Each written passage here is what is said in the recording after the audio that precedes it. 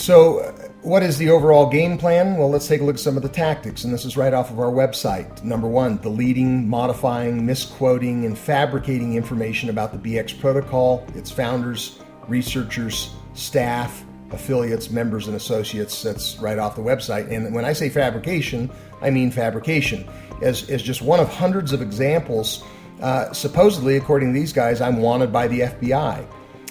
But problem is that the mugshots that they're deriving from the internet are based on misdemeanor trespassing charges on a target practice gun range where I took my children to a gun range, didn't know that it had been closed down. We'd used it for 20 years and received a misdemeanor trespassing ticket, or a USDA protest misdemeanor where we were protesting contaminated beef and poultry, and again, a misdemeanor. But they'll harvest the mugshots, the photos, which is required under plea and abeyance in the state of Utah. There's no arrest record involved here.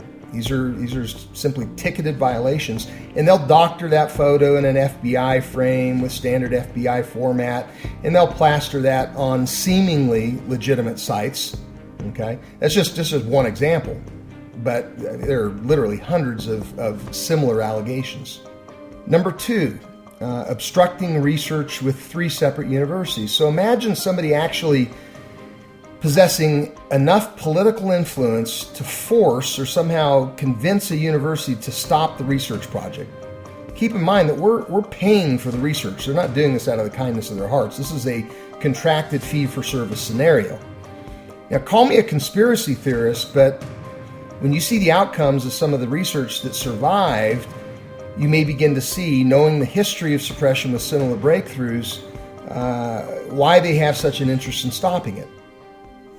Number 3, propagation of false rumors. This is a standard protocol in dissident suppression.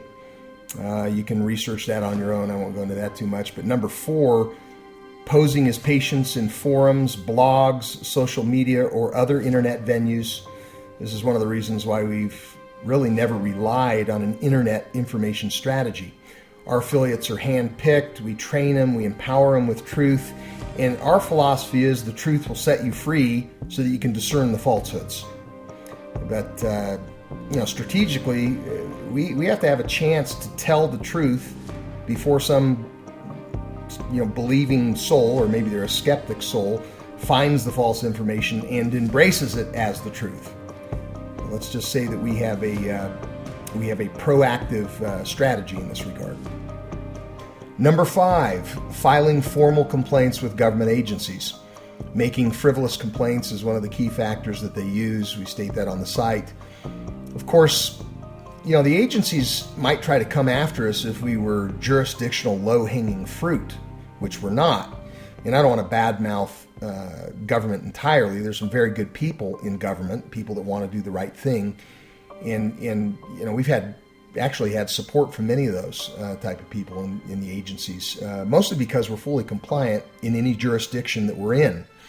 The real slime is on the black ops side of private interest. That's where the real garbage is. Number 6, moving on here. Identifying any persons associated with the BX on the internet and engaging with them. That's number 6. This is where you come into the picture. It's our conclusion that this group that is attacking alternative health, attacking those outspoken opponents that challenge the official narrative, they're collecting and analyzing metadata on anyone digitally connected to that opponent. Now, I wouldn't be surprised if we just lost about 50% of the people on the webcast, but it's important to understand, listen, this is not based on broad assumptions. This is based on specific experience with this group hacking and tapping. They'll set up a user profile on you, okay, based on your particular orientation to alternative health. The vast majority of people, they probably don't care about, but if you're an affiliate of ours, if you're a doctor affiliate and you're not using encrypted email and taking some basic precautions, then you can expect to get your email hacked, and you can expect to have everyone in your email list receive disparaging information about the BX. Just make sure that you avoid downloading any unknown applications, avoid engaging with trolls or bashers in forums. They will hack the forum. They'll just pull your IP address directly out of the admin side of the forum.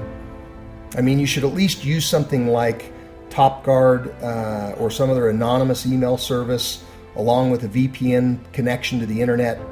TopGuard actually has both VPN and email services. And it's not hard to set up, but I recommend that if you're going to communicate with us, then at least employ some basic strategies.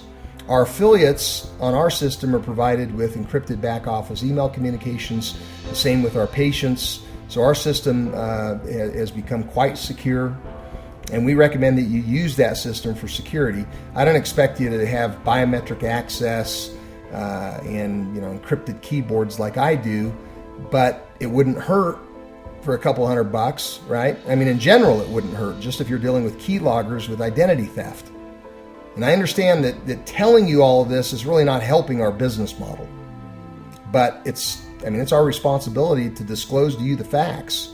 You're probably not going to want to be involved with our organization unless you're a maverick, and that's fine. We like mavericks. We prefer mavericks. So with that disclosure, if you haven't left the webcast, then you probably are a maverick. You probably are a truth seeker, somebody that walks in the light and not in the darkness. And if that's the case, then let's explore in kind of a conclusion why do they feel justified in these actions?